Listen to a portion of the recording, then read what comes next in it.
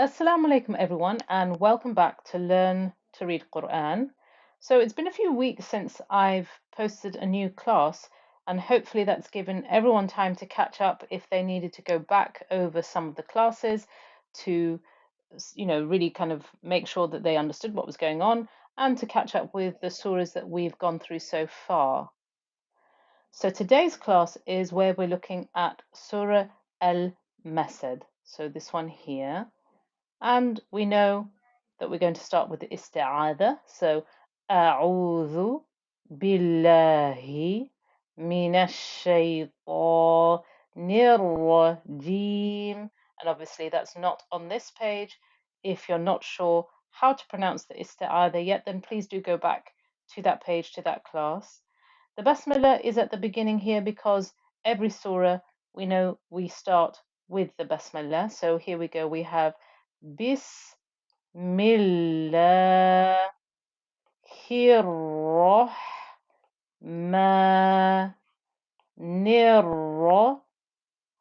Rahim.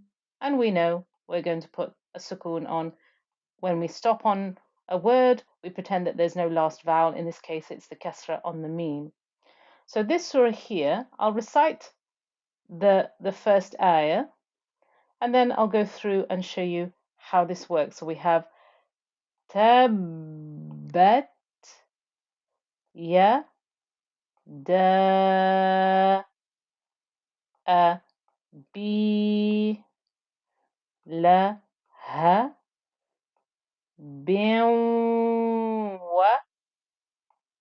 وتب.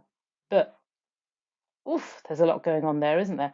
So let's give myself my red pen and go through this again in a little bit more detail. So we have a ta here that we're starting with. The ba here has a shadda. There's the shadda there. So we need to make sure we join and we give enough time for two bears. Tabbat. Now, you might have thought, oh, for a second, Amas's microphone went off. I didn't hear anything. Well, it wasn't actually the microphone going off. It was the fact that we have this ba with the shadda. Now, when I join into a ba with the shadda, I get tab with my lips pressed together. And because my lips are pressed together, you don't hear any noise, but that time taken to press the lips together gives me the time for the first ba inside this ba with shadda. That's why you have tabbat. Only when I then pronounce the ba with the fatha inside that shadda do you get to hear the ba. And then the ba joins to the ta because the ta has a sukoon. Then I have ya, da. Hopefully you saw this 4 count stretch, everybody, yes? So there's the stretch on the del for 4. A, B. Now the ba has a kasra and it's followed by a ya, so you get the 2 count stretch. La, ha. Now look here, everyone. We have 2 sliding kasras. 2 sliding kasras. They're not stacked one on top of the other. They're sliding, which means that I need to see what letter comes next because that's the mental checklist that I go through. Is the letter after it a letter with a shadda? No. Is it a wow or a ya? Yes, hey presto, it's a wow. So if you think back to that lesson, this means that we actually take one of the kesras, we imagine there's only one, and we take one of the kesras and we join it up to the wow. So biung. But I take with me the ghunna. So 50% wow, 50% ghunna, I get biwa. And because don't forget the wow has its own fatha. And then, right, let me just take some of this off because I want to make sure you can see what's going on here. So here we've had the wow, we pronounced the wow with the fatha. The ta with the fatha is joining up to this ba with a shadda. But I am stopping on this ba. It is the end of my word at the end of the ayah. So I want to stop on this word, which means that from my rule of stopping, I pretend that there's no fatha here. I pretend there's a sukoon. So what that means is I now have 2 bas. So if I just draw this over here, this ba with the shadda we know is ba with a sukoon, plus ba with the fatha. That's how I got the ba with the shadda and the fatha. But because I am stopping, I am going to imagine that I don't have, whoops, let's see, there's my ba. I don't have a fatha anymore. I have another sukoon. So I have a ba with a sukoon plus a ba with a sukoon. Two bas with the sukoon. How am I going to do this? Well, what you do is this. You pronounce the first ba with the sukoon. Again, you're not going to hear anything, are you? Because when you're pressing your lips together, you won't hear anything. You've got tab, and that final noise comes from the second ba with the sukoon getting a qalqala. That might be too much information for some people. If it is, just copy the way that I've pronounced it. I'm going to rub out all of my markings and I'm going to recite this line again for you. So I have Tabbat yada abi laha bin wa tab. Okay, so it's like a heavy noise of the ba. Not heavy, strong. Strong is what I mean. A strong noise of the ba on the end here because of the ba with the shadda. Okay, I promise you it gets a little bit easier. That first line I think is a little bit tricky. Let's keep going. On line 3 we have ayah number 2. Ma al na an hu ma lu hu wa ma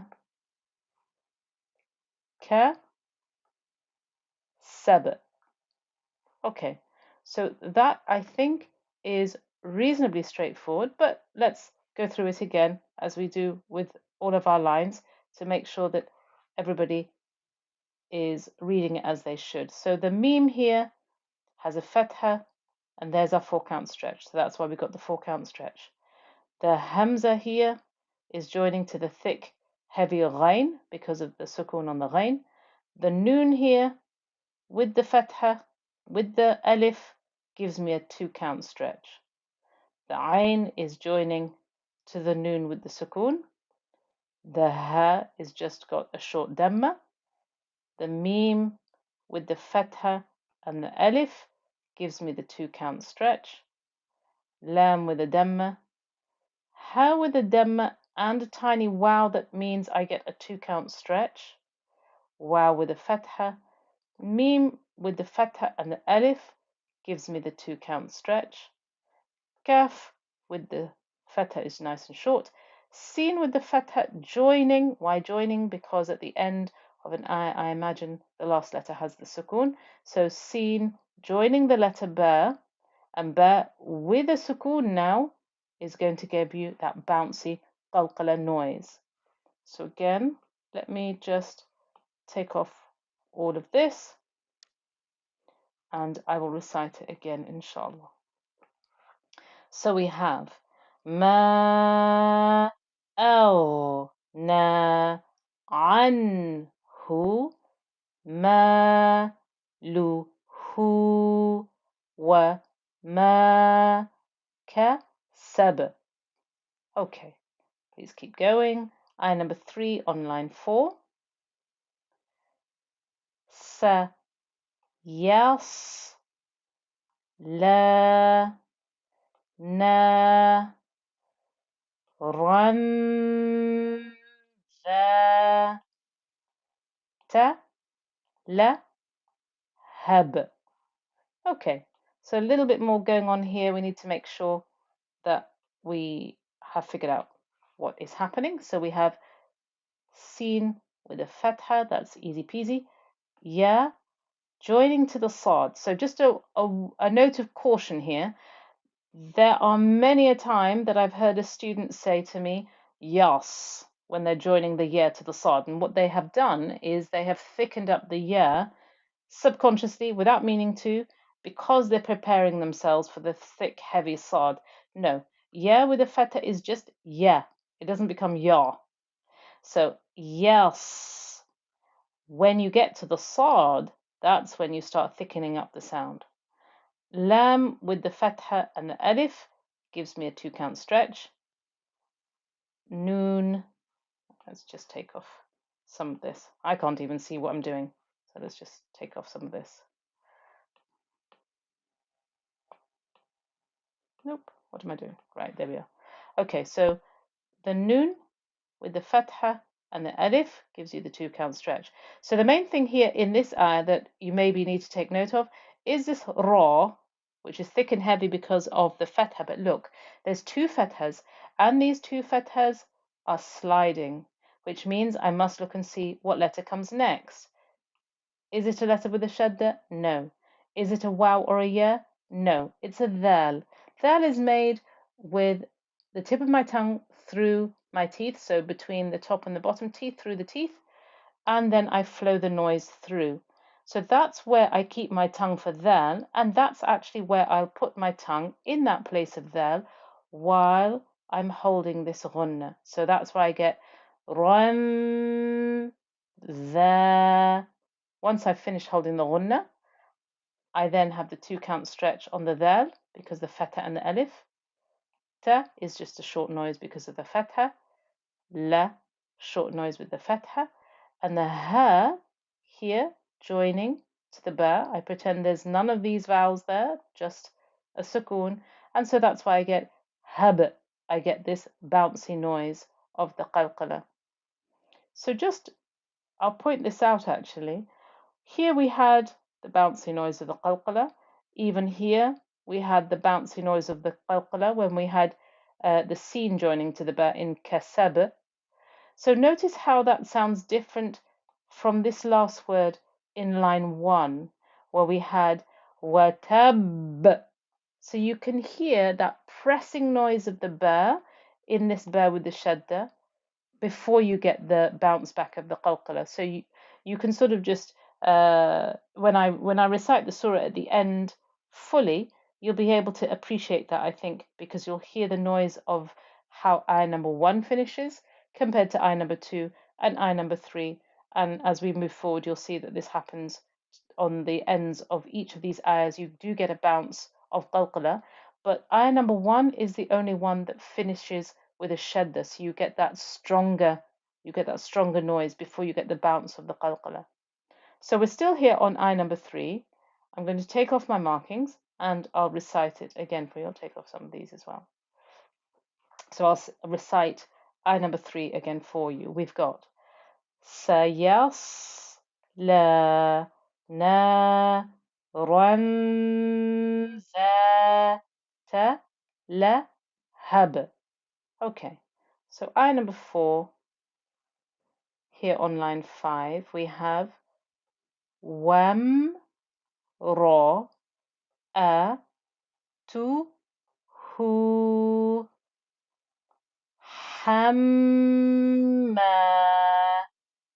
la tal ha tob.